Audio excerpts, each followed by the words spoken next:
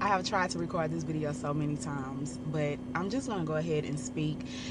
This is part one on how I lost my husband and my son May 8, 2024. That morning was a normal morning in our house. My son and his fiance were getting ready for work. I was in my office working. My husband was off because his semi was getting fixed at the time. I heard the alarm going off on my house. I ran outside and I told my son, I said, you were going to leave without telling me bye. He grabbed me, he hugged me, spun me around, and was like, bye, mama. And they headed off to work. As I was sitting in, my office working, I heard my husband president pull up. My husband was a part of a motorcycle club called Square Business Riders out of Fort Worth, Texas. Him and his president, blood could not make them closer. Him and his president was like brothers. His president, UC, pulled up to our house, and they sat in the garage, him, my husband, my mom, and they were out there for hours before I came outside. And this was pretty odd because like we passed by each other's house, but we never like just really sit around and just visit things. It always have been us on a pass by. So hours had passed by. I was still working. I still can hear all of them laughing in the garage. So I grab my computer and I go outside with them and sit in the garage and just conversate with them. The afternoon is coming now. So my husband, President UC, said, I have to take my wife to lunch. He said, I'm about to go. He said, why don't you and Casper come with us? And me and my husband, we didn't even think about it. We was like, yeah, like, let's go. So we got dressed, me and my husband. We went to UC and Nikki's house. We rode to lunch with them. And now that I'm thinking about all of this, that wasn't a normal day for none of us. But to us, it seemed like this is normal because we had such a great time. So we were sitting, having lunch, just chit-chatting. My husband and UC talking about motorcycle stuff. Me and Nikki, we're just mother stuff. And in probably the ending of us wrapping up our lunch date, my husband looks at me and he says, this is your family.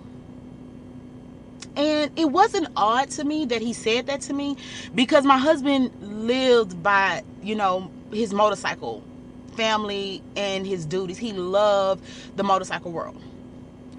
And he was like, this is your family. If something happens to me, these are the people you have to lean on. And I was like, okay, it was normal for him to always tell me that from the time we were dating to the time we got married. We got up from the table and me and Nikki, we're still, chit-chatting, grabbing our stuff. My husband turns around and he had this like, hold on. Sorry. So my husband had this glow and this big smile on his face. So much so that me and Nikki just kind of looked at each other like, and Nikki, I remember something to the fact of Nikki saying, what's up with him? But he just turned around and he just smiled at us. And he just like took off walking. And we get in the truck with them. They drop us off to our car. I can remember this like it was yesterday. We were listening to Kendrick Lamar, song Not Like Us, and just trying to, dissect it and talk about it. So we get back into our car. We tell them bye. We get home. When we get home, my son is at home now, him and his fiance. And my son, he's a gamer. Like, he's on the game. So the girls, we're out in the garage. My mom, my son's fiance, who I call my daughter, and actually my youngest daughter. We're sitting in the garage. At this time, my daughter was 7 months pregnant. My husband came outside and he said, I'm going to run to 7-Eleven to go and get me some snacks, something to drink, because I'm going to watch this movie, because he was heading off to work the next morning. And for a very long time, This have ate me up. I told my husband, I said, why don't you bring denim with you? Y'all take the motorcycles and bring denim with you. And that killed me for a long time. Because if you knew my son and my husband, they always were together. They love riding their motorcycles together, things of that nature. My son was in the middle of a game, so my husband waited for him, waited probably 20 minutes, and I can vividly see my son come to the door with his gaming headset on, and he said, we want to ride. So they got their helmets and everything, and my son hugged his fiance, and my husband, he walked back in the garage and he grabbed my hand and he said, I honor you. And he said, I am so in love with you and I love you so much. And that was my husband. He was very passionate, loving, and he always would, tell me that. So it wasn't like, he said that and I was just like, this is new. That was him all the time. So they get on their motorcycles, and I'm gonna try to insert a picture of them from my cameras that day. My mom forgot I don't know where I got this one. I know I got it wrong, but I don't even know where I got it. This was my uniform. So they leave on their motorcycles. About 20 minutes later, we're still sitting in the garage, me, my mom, and my two daughters. I get a call from Nikki. So I answer the phone, and Nikki's like, hey, Liz, is Casper home? And I said, no, he's around the corner at 7-Eleven. 7-Eleven was like 5 minutes away from my house, and it wasn't unusual for someone from the club to call my phone whenever he's on his motorcycle and he's not answering the phone, for someone to call me and tell me, get Casper to give me a call back. So I didn't think of anything, and so I told her that Casper was with Denim and they were at 7-Eleven. She said, okay, I'll give you a call back. Within the minute, she called me back. This second time when she called me back, that is what kind of scared me, because it was the calmness in her voice that brought trembles to my heart at that time. So she said, hey, I'm gonna send you an address and I need you to get to this address. She said somebody went down, I don't know who, and I don't know any details right now. And so I said, okay. And so she sent me the address. We're still on the phone.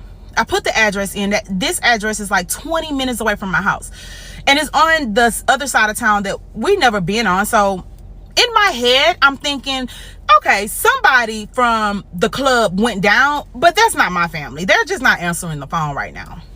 My son had left his cell phone at home because, once again, he was gaming at the time that they were getting ready to leave.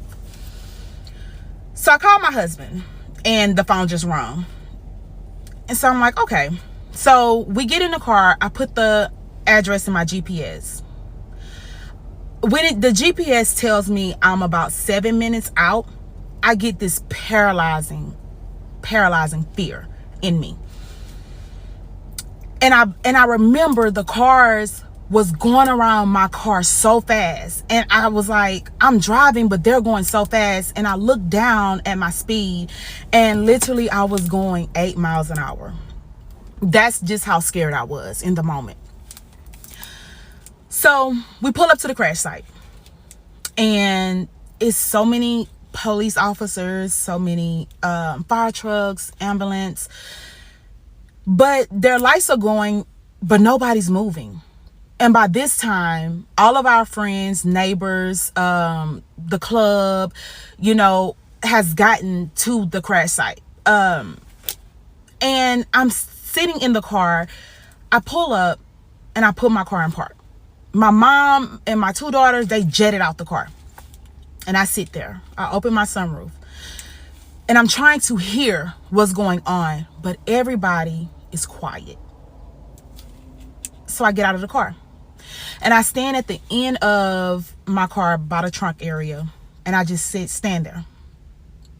And I hear my daughter scream at the top of her lungs, my brother, my brother. So I'm like, okay. I'm like, my son is hurt. So now that fear kind of left. And I was like, I gotta go check on, I have to go check on. 1 second. So now I'm like, I have to go check on my son. I have to go check on my son. So as I'm walking across the street to get towards the crash site, one of my husband's friend, she stops me. And she has tears in her eyes. But she never said one word to me. And she just hugs me. And I said, it's my son. I said, my son is hurt. Huh? And she never said anything. She just stared at me. And she looked at me like, I wish I can just tell you that your son is hurt and everything else is okay. She didn't say anything to me. By that time, my husband's president was pulling up. But my daughter-in-law was walking towards me. She wasn't crying. So I'm saying to myself, okay, he's hurt. You know, so I'm trying to walk towards her, but I have a crowd of people stopping me from walking towards her. Oh, excuse me, y'all. So my daughter-in-law walks up to me and she said, Mama, it's both of them. I said, they're both hurt. She said, no. I said, well, what? She said, they're both dead. I gotta take a break. I'll come back with part 3. Hey guys, welcome to my channel. Guys, this is the most heartbreaking thing I've ever had to listen to. I don't even know how the rest of the story go. I saw the first part and I thought, let me listen to it throughout. I did not know that her husband and her son died in the motorcycle accident. I don't know what the rest of the story is, but my heart breaks for this lady because I'm a mother as well. And I cannot even imagine what she's going through. I hope that you guys will show her some love and support. It's been 1 year since her husband and her son passed away on the 8th of May. And the 8th of May has got some significance to me as well, but nothing close to what this woman is going through. And so I'm just sending her love and strength. And let's just continue to watch the rest of her video. Okay, part 3 on how I lost my husband and my son. So, after she told me that they were both dead, I passed out. As I was coming to, I could hear them yelling to get my husband's president, because I can hear my husband's president yelling, but everything is so muffled. I couldn't understand what was going on. But as he, as he got closer, I hear him yelling, Casper, get up. Casper, get up. And by this time, Nikki's approaching me. And I just remember, she looked at me and I looked at her. And I just collapsed in her arms. And when I spoke with her, days later, she was like, I was so scared for you. She said, you collapsed in my arms, Liz, and you just wasn't breathing. She said, and I didn't know what to do. She said, I just was screaming, Liz, breathe. Liz, get up. Liz, breathe. But I was just devastated. I was devastated. When we pulled up to the crash site, I didn't even realize. I seen the car that caused this accident, but I wasn't really, focused on, usually the norm, what the norm is you ask what happened. I never asked what happened. I just needed to know that they were okay. So I'm looking, but I'm on the other side of the car. My husband and son is on the opposite side where I'm at. So I never seen them. I do know that my son was about 10 feet away from my husband. I won't go into any details about the driver and whatever, but it was deemed an accident. Basically, he pulled out in front of them, and my husband hit the vehicle. My son was supposed to hit the car, but my husband got in front of my son and he hit the vehicle and died on impact. My son, I guess from the shock of seeing what had just happened, my son hit the curb and broke his neck. So he died about 10 feet away from my husband. So I'm sitting there on the ground and I'm just confused because how we were okay, literally 27 minutes, we were fine, and now we're here. So now I'm thinking in my head at that moment, I'm like, this is okay. We're gonna be fine. I'm gonna get up tomorrow. This is gonna be a bad dream, and life is gonna be normal. They're gonna be home. That's what I'm saying to myself on the ground. I'm like, everything's gonna be just fine. Well, it wasn't. So now I have to get in to putting our families on notice of what's going on. And so many people told me in that moment when I called them, like, the first person that I called, like, now when I think about it, I'm such a family oriented woman. The first thing I thought about was, now I am the head of my household. I have to make sure that, these contracts that I have to call, and let them know what just happened. So I'm calling my jobs. You know what I'm saying? Like, I'm not even calling family right now. And I can remember speaking to my manager at the time, who was actually a really good friend of mine. And I told her, I said, I'm here. I'm standing outside of the crash site where my husband and my son just went down. They're both in the middle of the street and they're dead. And I remember her saying, Liz, why are you calling me? She was like, this is not even, don't even worry about that right now. But in my head, I was in survival mode. Like, okay, it's me now. I'm gonna take a second, y'all. So now I'm putting our family on notice. My husband was from Seattle, Washington. So I called his mom and I just remember saying, Denham and Casper are dead. And I can remember her saying, excuse me? And that was really all I could say at the moment was, they're dead, mama. And I didn't go into any details about how they died or what happened. I told her, I'll call you back. I called my husband's dad, my brothers. And even in that moment, like, a lot of the things that happened in that moment is very foggy to me. I had no idea that I jumped on Snapchat and I was screaming to the top of my lungs, videoing that crash site. And if I can find that video, I will insert it. I never asked y'all for nothing. I never asked you for nothing. Lift my family up, man. My husband and my son just died in a fucking motorcycle crash. Please, y'all. Lift us up right now, please, God.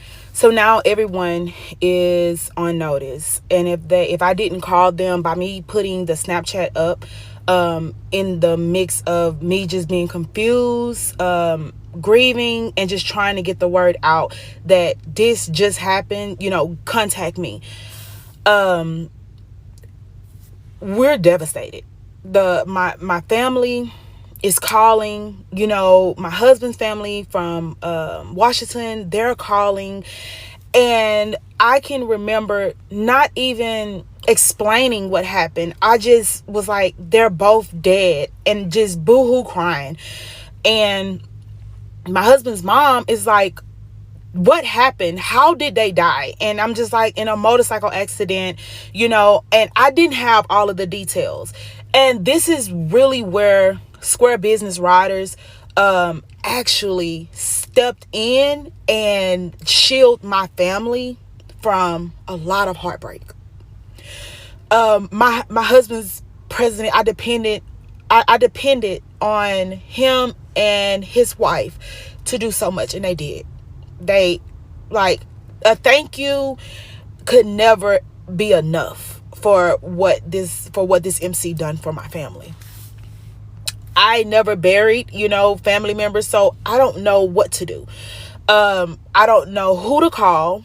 I'm not in my hometown, so I'm in a new city. Even though I've been here for years, I don't know what to do. I can remember my mom, crying, my daughter-in-law, and all of a sudden, I just took a deep breath, and I was like, it's time to go. It felt like we were out there for forever. And I said, it's time to go. And I remember walking towards my car, and my husband, club member, was like, whoa, no, you can't drive. You can't leave. D actually lived on the same street as me, and he was a part of my husband's MC. So he was like, I'll take you home. I'll take y'all home. And I just remember getting in the backseat of the car, and I was just distraught. I closed my eyes going home, and it just felt like it took us forever to get home. But reality did not set in right then and there. I just knew when I got home, I was going to wake up. They were going to be at home, and everything was going to be okay. This was just a dream, whatever. So we get home, and I'm just sitting in the garage, and it's just quiet. By that time, everybody is passing by. They heard what happened, things of that nature, and they're just checking on us. But I'm just in a zone. My daughter is in so much pain. She is going into labor, and at that time she was like 7-8 months pregnant. And I just remember telling her, I can't bring you to the hospital. Just try and, lay down, relax, your blood pressure is up. And she did that. She didn't really, bother me. She just basically just stayed, laying down and just fighting through it. But I was so confused. Like, I was confused for like a week. So in that night, so once everyone basically went home, my daughter went into labor. And I remember going to the hospital and them taking her to labor and delivery. And I just could not compose myself. And I'm trying my hardest to, not make this about the tragedy that just fucking happened 10 hours ago. I'm like, okay, calm down. Everything is going to be just fine. Your grandbaby is, is trying to come early, and it's because of the stress that, my daughter is going through at the moment. And I just feel so bad because I kept losing conscious at the hospital. So I'm in the room with my daughter, and I can remember blanking out and coming to. And my daughter said, please take care of my mama. Just take care of my mama. And I'm just boohoo crying because I feel like this is not even about what just happened. This is about your granddaughter. Like, you can't even hold it together. That's what I'm saying to myself. And I remember the nurse, they put me in a wheelchair, and I just, I was so ashamed. And the nurse was like, you just suffered a tragedy, and I can remember she was crying with me. And I said, I can't even keep my emotions together from my grandbaby. I said, I'm so embarrassed. And she was like, this is a major tragedy you just suffered. She was like, you shouldn't feel embarrassed. The doctor came in, gave me some medicine, and So the doctor gave me some medication that actually knocked me out for a few hours. They were able to stop my daughter's labor, and we were on our way back home. I felt numb. I didn't feel sad and I didn't feel happy, but I just felt numb. I don't even know what the doctor gave me. I just know he gave me two pink pills and I was knocked out. So we get home. Everybody is arriving. My family is arriving into town. My husband's family, our friends, the motorcycle clubs are stopping by. My husband club, was at my house, and they basically were doing everything for my family. When it came down to Square Business Riders and the Drip Gals social club, we didn't have to do anything. They took great care of my family, and that is something that I will always be grateful for. So we are, we get out of the car, we go into the house, and I'm just there. For the next couple of days, we are just there. People are staying at our house for hours at a time, just to make sure that we were okay.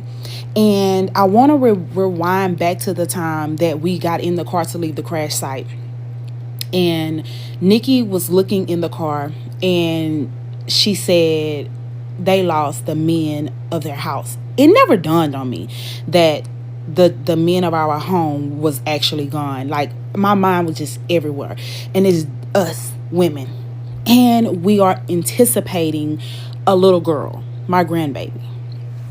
So, we're there. My husband motorcycle club is like regulating everything and just basically, keeping my family protected from hearing all of the details that happen, because now I still don't know the details. I just know that they got into a motorcycle accident. I don't know, none of the details. I don't want to know none of the details.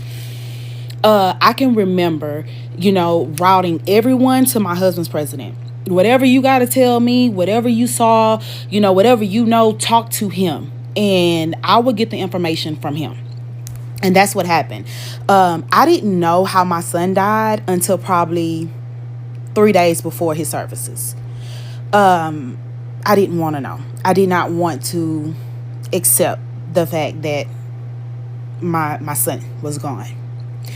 I didn't know how my husband died. I didn't want to know. That was my true love, the love of my life. So I didn't care to know any details. I just know that this was bad. So we're going into Mother's Day. My husband and my son died that Wednesday. That Sunday was Mother's Day. That Saturday night, I was sitting in the garage. Everyone was getting ready to leave and go home. And me, my daughters, and my mom, I took my wig off and I ran my hands through my hair. And my hair came out of my head as if I put some type of hair removal in my hair. And it scared everybody because we all like jumped up. And I was like, what is happening? So I did it again and more hair came out. And it wasn't like shedding. It was like coming from the root, like dead hair just pulled out from the root. So I ran in the restroom. And now, I'm kind of nervous because I was diagnosed with a brain tumor a year prior before this happened. So now it dawns on me like, okay, something may be wrong with my brains now again. I don't know what's going on. So we're panicking. And all of my hair fell out of my head, like as if I took a razor and shaved my hair off. But I didn't. It's just from the grief and the shock that was happening. So if I can find a picture, I will cover my face up and insert that picture, because I was still sitting in the garage when I pulled out all of my hair. And then eventually I had to just shave off the rest of the patches that was on my head. But all of my hair fell out. And that was the time when I realized that you got to take care of yourself.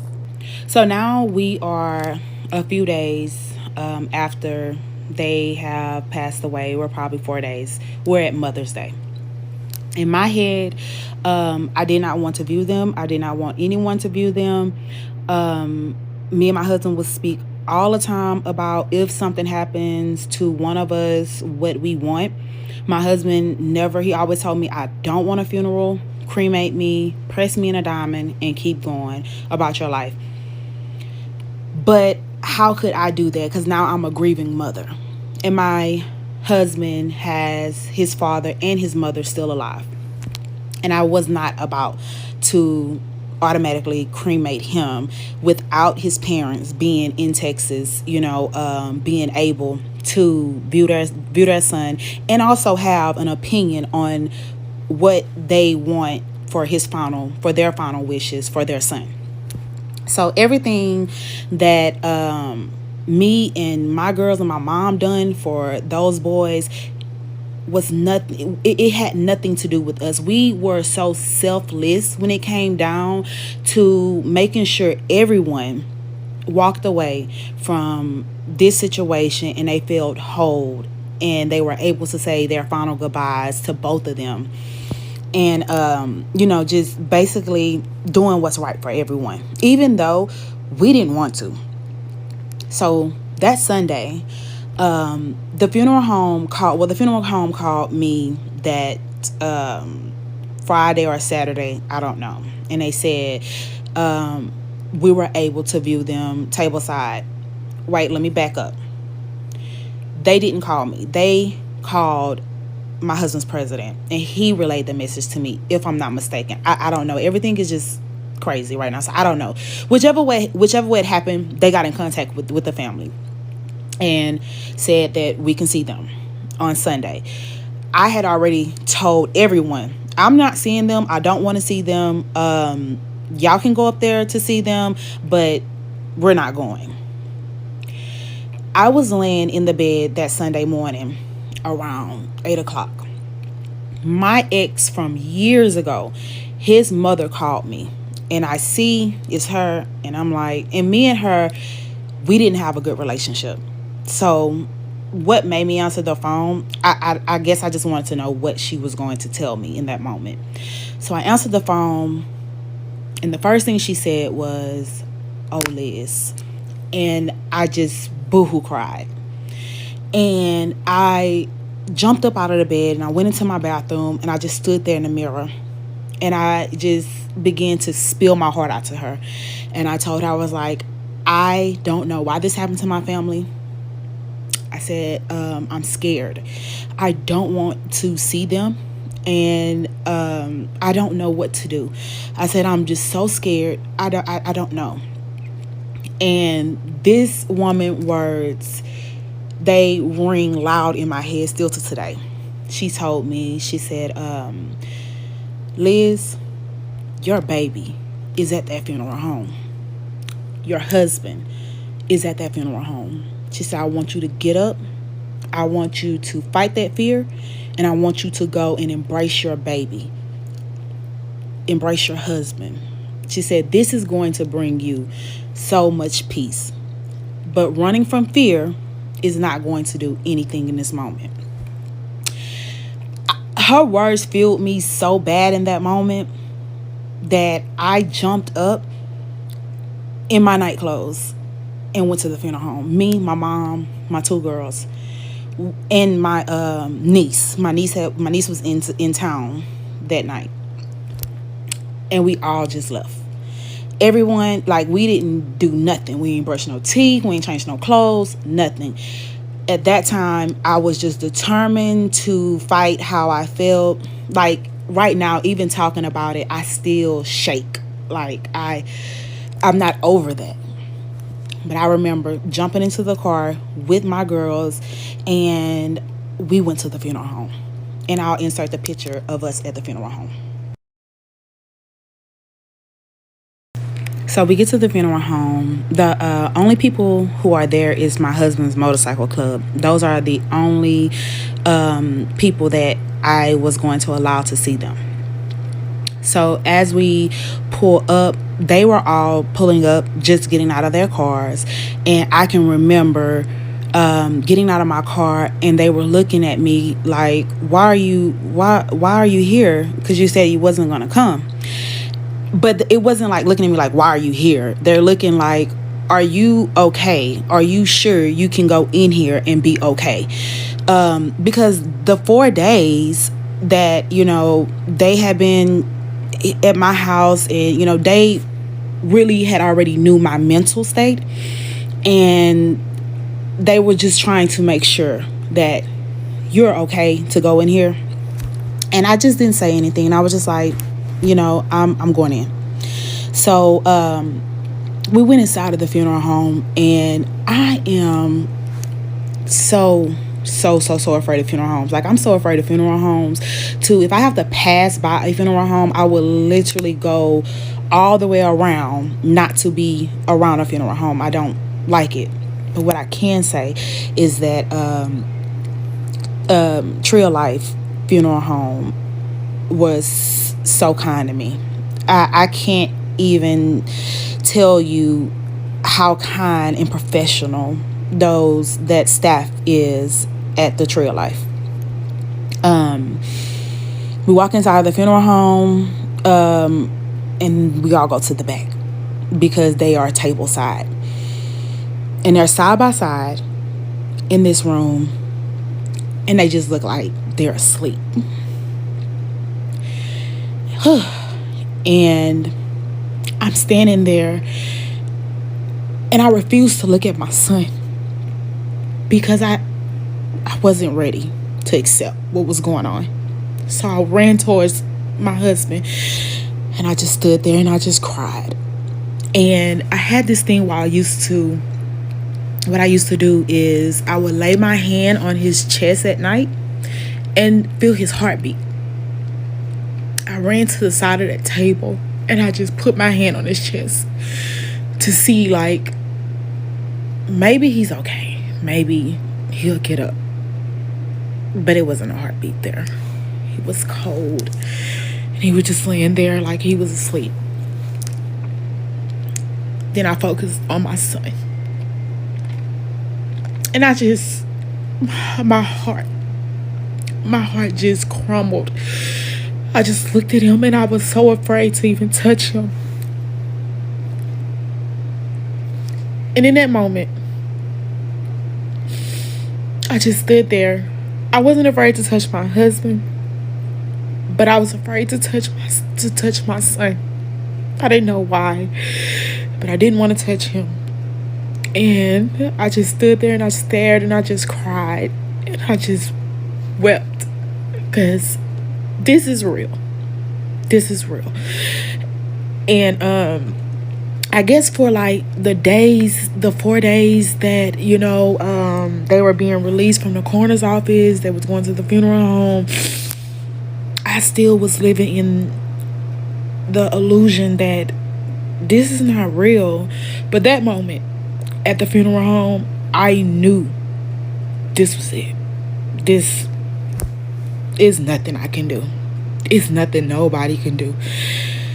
And I walked up to my son, and I just placed my hand on his dreads, and I just was like, you are gone. Like, you're really, really not here anymore. I wanted everything in that moment. Whatever I felt that would preserve their final moments, I wanted it. Because I remember asking the funeral director to cut out some of his dreads from the back of his hair. And he came in with the scissors, and he raised my son's head up. And he took out 6 of his dreads.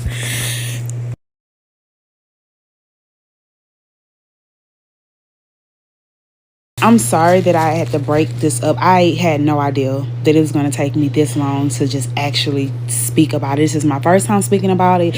So I'm sorry that it's broken up in so many parts. I think this is going to be my last part for tonight, and then I'll try again tomorrow. But he handed me my sun dreads, and I just remember standing there, and I just was holding them, and I was smelling them, just really trying to make my brain catch up with what is happening in our life right now. I called my husband's mom on FaceTime. She requested me to call her because I called her when I was on my way to the funeral home, and she said, I want to see both of them. And I let her see both of them on FaceTime. And now it's time for us to go home. So on my way going home, I was destroyed. I was just, it felt like it happened all over again, because now I've seen them and I realized that this is real, and what are we going to do from here? I have no clue. But my mental state was in shambles. It was horrible. We get home, and by this time, the Drip Gals had brought and when I say the Drip Gals is a social club. They brought so much stuff for us. Square Business Riders had so much stuff for us, so much food, water, toiletries. They actually showed me how I have felt so many people when they have lost a loved one. Because we think, if I just show up to the funeral, that's enough. If I call you, if I, comment my condolence to you or whatever, that should be enough. And it's not. So now we're moving into planning a double funeral. One of the worst parts that I can tell you this, the funeral process makes this process even harder. The funeral process is the worst process. I wanted to have both of their coffins closed. I did not want to see them, but this was before I actually seen them at the funeral home. So now that I have seen them, I sit down with my girls and my mom, and I tell them I'm opening up both coffins at the services. And my mom and them, they agree. So I set their funeral date to May 25th. This was going to give my husband family time, my family time. My family stays, 5.5 hours away. His family stays in Washington. This was going to give everybody enough time to get into town. So now we're planning their funerals. I'm dealing with everything for my husband. I allowed my son fiance to do everything for him, and which I'm so grateful for, because I could not do anything regarding my son. I didn't even want people saying my son's name. It got to the point to where family members was coming in, and everybody who was already there the day of the accident knew from that point on not to mention my son. Don't say anything about him. Don't say anything. You don't even say his name around me. And it got to the point where family members was like, are you forgetting that you lost your son too? Which is, I understand, because everyone was talking about my husband. Everyone was, just telling memories about my husband. No one mentioned my son because they were on notice not to mention my son. The sound, just people saying his name, just made me lose it every time. And it got to the point where I had to check myself and realize like this is real life, and you're gonna have to face this, you know. But I wasn't ready. I wasn't ready. So I got a little ahead of myself. That I believe it was that Saturday or that Sunday. I'm not sure. Those days are all running together for me. But I don't know which agency called to release their clothes. I don't know if it was the coroner's office or the funeral home. I'm not sure. But I redirected them to my husband's president to deal with that situation. They were actually dealing with everything for us. So he got my husband's vest and helmet that he went down in. And of course, you know, that was a no-brainer. My husband's cut that he was in was property of SBR, and I wanted them to okay the fact that my family can either receive that vest or it will go to his motorcycle club for them to do, you know, whatever they were going to do with the vest. So my husband's president and his wife calls me and they tell me they have my husband's belongings. I can't remember how I got my son's belongings. I don't remember at all. But we got his belongings too. My husband's president came to present his vest and his helmet to me and my family. And I can remember, you know, his wife asking me, "Are you okay to receive this? You sure you want to receive this?" And I was just like, yeah, you know, like that. This is fine. Like I have to face my fear, and this was just so bad to me mentally. So he goes to his truck. He pulls out the vest and the helmet. And I just remember just crying because I could still smell his blood on the helmet and on the vest. The vest on the back of my husband's cut, it was white. But by him bleeding out, it was red, like the wordings and everything. And I have a picture.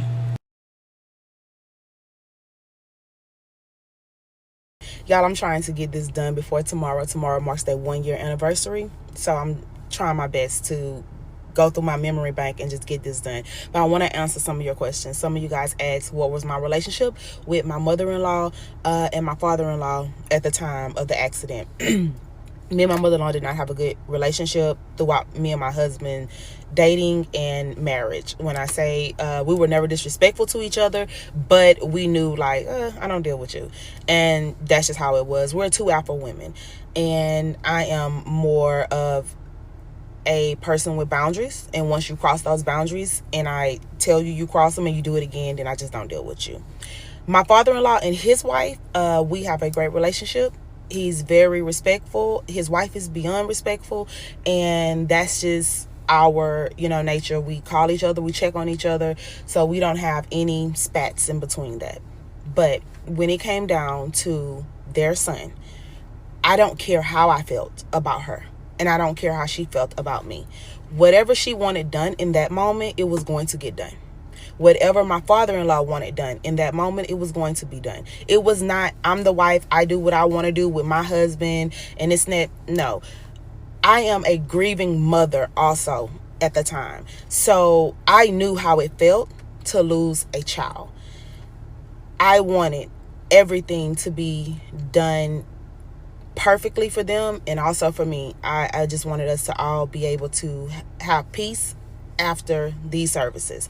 So we are now about to go into the planning of the funerals. So now we are planning their funerals. We are at the funeral home. We're making the arrangements. My husband's family is coming into town later that week.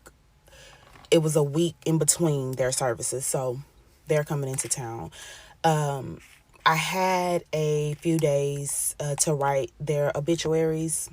bring their clothes to the funeral home and view them. I had to basically deal with the funeral home 3 or 4 times throughout that time before the funeral actually happened. So we get the dates, we get everything laid out for their services, the colors and everything, and now is going into writing, obituaries. I can remember I wrote my husband's obituary probably the next day and sent the pictures for the obituary, and I waited for my son. I asked his fiance to write his obituary as if she had known him when he was a kid and knew, they were together for 5 years. And I remember her saying, "Mama, I can get the pictures together, but I need you to sit down and write his obituary." And she was like, "And you can just tell me, what you want to write on the obituary, but I can't do it." And I just remember just boohoo crying. But I sat at the park the day before the deadline to get the obituary writings and pictures for my son. I sat at the park and wrote his obituary. Sent the pictures in to the funeral home, and we went from there. We knew what we wanted them to wear. We knew that since my son was prospecting for SBR and my husband was a member for 6.5, almost 7 years for SBR, we knew we wanted something on them that represented their motorcycle club. So I made one phone call, to Nikki. She got that like the next day. She was like, I got it. I'll get the t-shirts, for them. We're done, and they got that over to me. We dropped it off to the funeral home. And here is the part that sticks with me. I've never been through a funeral process. So when I got to the funeral home, we had 2 of their riding t-shirts with their names on it with SBR across it in their pants. And I remember giving it to the lady, the receptionist, and I was like, "This is for them." So she opens the bag and she looks and she says, "No, we also need undergarments for them." And I was like, "What do you mean?" And she said, "I need you to go and get underwears, socks, t-shirts, if they wore t-shirts." She said whatever they wore when they were alive is how we dress them. And I was like, okay. And I just turned around and I walked out of the funeral home. Me and my daughter-in-law, my mom and my daughter were sitting in the car because they hadn't had enough of dealing with this process. So we get in the car. And I remember, I don't know if we went to like a Burlington or a City Trend, but we went somewhere around the corner and just kind of and bought the stuff to bring it back to the funeral home. And I can remember holding up a pair of socks and, boxers for them. And in the middle of the store, I'm just boohoo crying. And I'm just like, how is this my life? And why is this my life? Things of that nature. Like it just was so emotional. That was an emotional process. But we got it back to the funeral home, and now they're going to dress them. So they called me probably a day, probably that Thursday of the week of the services. They called and they told me that we have a final viewing. And the final viewing is you viewing your family member as if they are set up at wherever site you have them at. And I can just remember shaking so bad. I have already seen them, once, but it's like you have to see them again before the services and basically approve that you like how they look and it is okay to present them at the service. So now it is the Friday before the services, and my husband's father, his sons, and his wife, they're all in town from Washington, and they met me at the funeral home.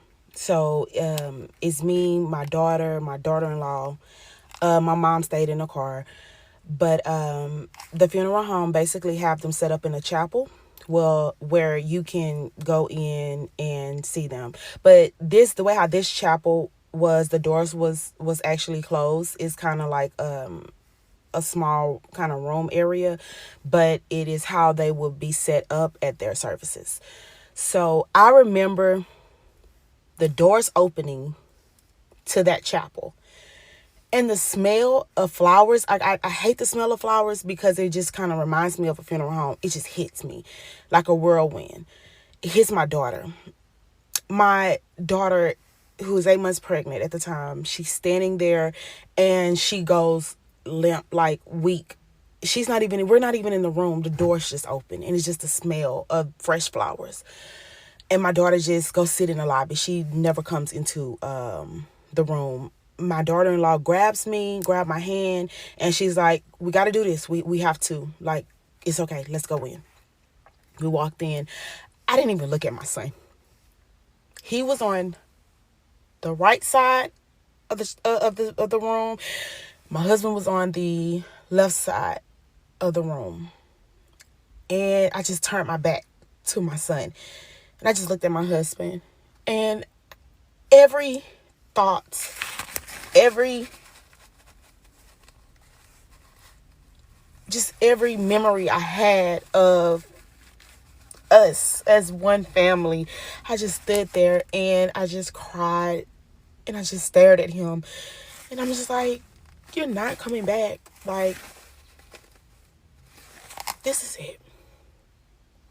And I remember I turned around and I glanced at my son and I just got so weak. And I just sat in a chair. They had a chair at probably like by a window or something like that. I'm not sure if it was a window, but it was a chair.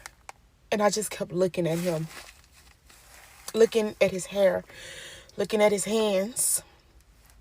And for some reason, like, his hands was kind of locked in this position, like he was pulling a throttle down on the bike or something, or holding a brake on a bike. That's how his hands was locked.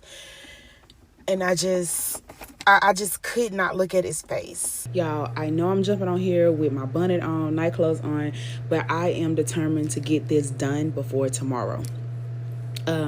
So we had a beautiful funeral. The procession back to the funeral home was just breathtaking. So many motorcycles. I didn't want the common quietness when it comes down to bikers' funeral. You know, they don't want your music on, they don't want you rolling, your pipes and things like that. If you knew my husband, if you knew my son, they were riders. They loved loud music, loud pipes. They made the most noise. When they were pulling up somewhere, they were just loud. So I remember telling everybody, like, I want to hear you. I want to hear your music. I want to hear, the rolling of your pipes. And still to today, even when I ride my motorcycle, it makes me tear up. Because those were the noises that alerted my family that, hey, they're outside, open a garage or something like that. So I'm trying to keep it together, y'all. I've been crying on every video, but this is just raw me right now. So I'm going to insert a couple of videos on here. They still are videos on my page that I had uploaded around that time, but it's a couple of videos that I want to insert on here so you guys can see exactly what I'm talking about. And I will also upload the video of us returning to the funeral home because they got cremated.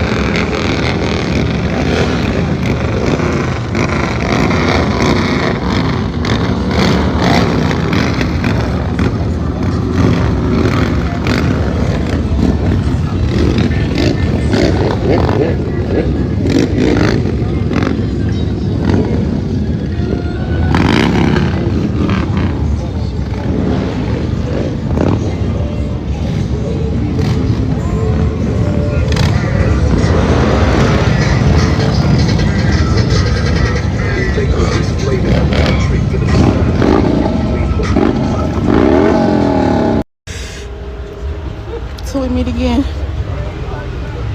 His brothers. All right. Son. Love you, big boy. Till we meet again, baby. Take care of yourself.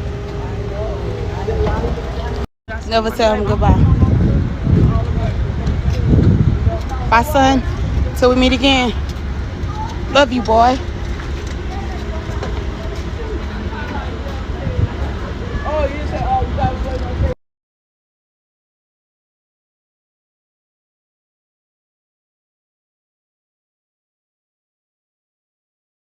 So this wraps up my story time. You don't understand how hard it was to be this vulnerable and to just record no matter what. Don't make it, about me. I just wanted to tell my story. So for the 1 year anniversary for my husband, Carl James Goings, and my son, Denham James Lewis, I will forever, forever honor you. I love you guys so much. And until we meet again, ride in peace. Thank you all for your kind words. Please continue to pray for our family as we approach 1 year, May 8th, 2025.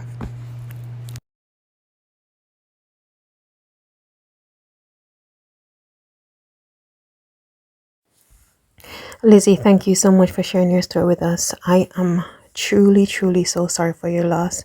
I can't imagine what you must have gone through and what you continue to go through now. It's been 1 year. Guys, I hope that you will go over to her page and show her some love. I'm sending her nothing but love and pray for God to give her the strength that she needs to just carry on. I cannot imagine going through something like that. And yeah, it was a struggle to listen to. And I think this woman is just so strong. Yeah, I'll see you again in my next one, guys.